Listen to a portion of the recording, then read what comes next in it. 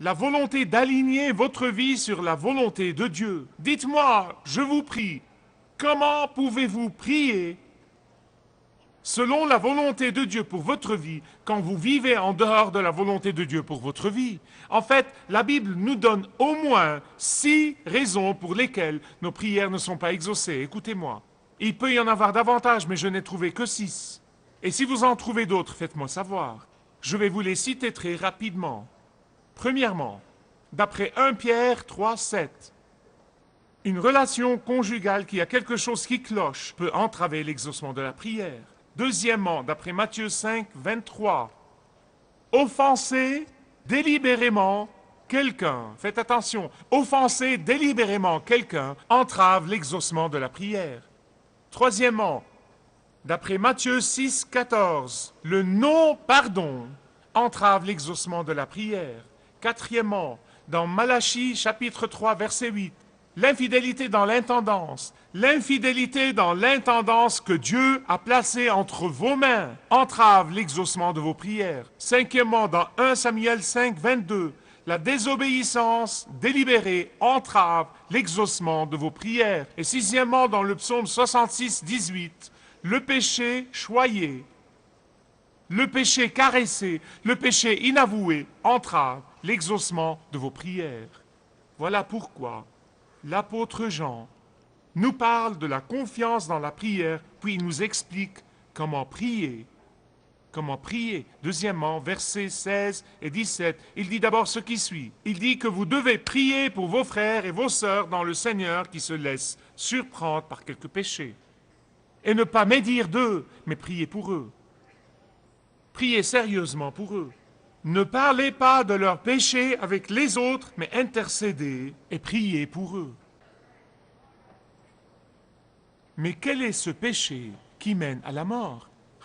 La seule chose qui a été répétée encore et encore et encore, c'est que personne ne peut avoir la vie éternelle à moins de croire que Jésus et Jésus seul est le chemin au Père.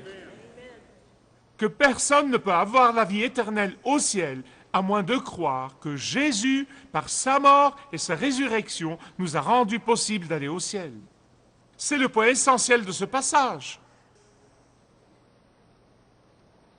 Et c'était le péché des gnostiques. Jean luttait contre ce péché et mettait les chrétiens en garde contre lui. Et bien aimé, c'est le péché de l'Église aujourd'hui. Beaucoup d'églises ont abandonné la vérité qui dit que Jésus est venu du ciel pour mourir et pour ressusciter, afin que lui et lui seul puisse donner la vie éternelle. Et c'est l'essentiel de la chose. Et c'est le péché qui mène à la mort. Quand vous comprenez le privilège et la responsabilité de prier pour les autres croyants, pour les autres chrétiens, quand vous comprenez le privilège et la responsabilité de prier pour ceux qui cherchent Dieu et ne savent pas le trouver, quand vous comprenez le privilège et la responsabilité de prier pour ceux qui rendent gloire au Seigneur, vous aurez l'église bondée et remplie à capacité tous les mercredis soirs. Quand vous comprenez le pouvoir que vous aurez auprès de Dieu, quand vous priez selon sa volonté, vous ne manquerez pas un mercredi soir pour tout l'argent du monde. Quand vous comprenez que Dieu choisit de faire des choses en réponse à la prière de ses enfants, vous serez ici chaque mercredi en avance pour trouver une place. Quand vous comprenez que quand vous persistez dans la prière selon sa volonté, il a déjà exaucé votre prière, bien que vous n'ayez pas encore expérimenté cet exaucement, bien que vous ne l'ayez pas encore vu de vos yeux. Vous serez ici pour attendre patiemment sa réponse. Je vous ai dit, je veux vous témoigner de ma vie de prière d'après mon expérience personnelle. Il y avait plusieurs grands moments dans ma vie, de grands problèmes dans ma vie. Le monde peut les regarder et dire c'est impossible. Et si les gens savaient pourquoi je priais, ils diraient que je n'étais pas saint d'esprit. mais je savais que je priais selon la volonté de Dieu, du moins comme je peux la discerner dans mon esprit. Je savais que je priais en accord avec la parole de Dieu. Et je savais que je ne priais pas des prières intéressées, mais pour la gloire de Dieu. Je le savais. Je savais que je devais persister dans la prière. Et pourtant, l'intervalle entre le moment où Dieu exauçait ses prières et le moment où j'expérimentais cet exaucement ne peut pas être mesuré en semaines, mais en années. Une fois, c'était 18 mois. Une fois, c'était 3 ans. Une autre fois, c'était bien 6 ans. Entre le temps où j'ai su que Dieu a exaucé ma prière et le temps où j'ai expérimenté cet exaucement. Que m'est-il arrivé pendant ce temps? Que m'est-il arrivé pendant ce temps d'attente? Eh bien, comme Daniel, comme je persistais dans la prière, je me suis conformé à l'image de Christ. J'ai grandi dans mon amour pour le Christ. J'ai grandi dans ma soumission au Christ. J'ai grandi dans ma dépendance totale de Christ. Oh, mais écoutez, je ne vais pas me limiter au bon côté. Je vais vous dire que beaucoup de fois, j'ai été tenté de ne plus prier. Oh, je ne peux pas les compter. Je ne sais combien de fois j'ai été tenté de renoncer à ma persistance dans la prière. Je ne sais combien de fois j'ai été tenté de renoncer à attendre pour expérimenter l'exaucement de ma prière. Mais la grâce de Dieu m'a soutenu et je sais qu'elle vous soutiendra à vous et à vous et à vous et à vous. Finalement, Jean dit, gardez-vous des idoles. Vous dites, eh bien, vous savez, pourquoi cloue-t-il cette dernière phrase ici? Il clôture et au lieu de dire au revoir, il dit, gardez-vous des idoles. Mais pourquoi il colle cette phrase ici? Ça n'a pas de sens, si au contraire.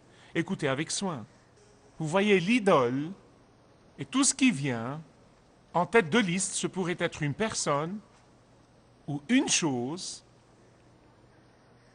qui vient en tête de liste dans votre cœur.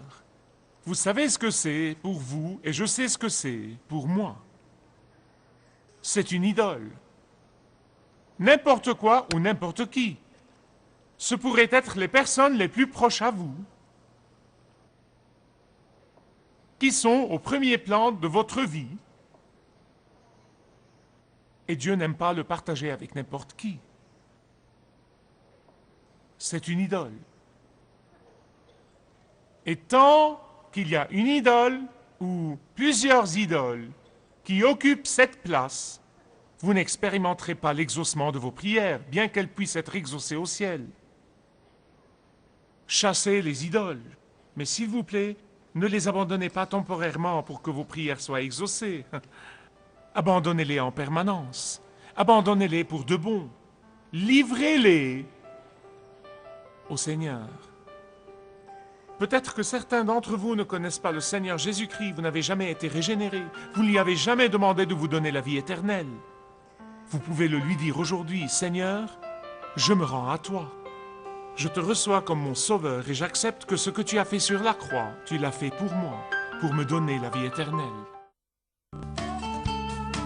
Si vous désirez connaître Dieu d'une manière personnelle, demandez le livret « Retrouvez la joie que vous avez toujours désirée » et vous pourrez découvrir l'amour de Dieu pour vous et apprendre comment expérimenter son pardon.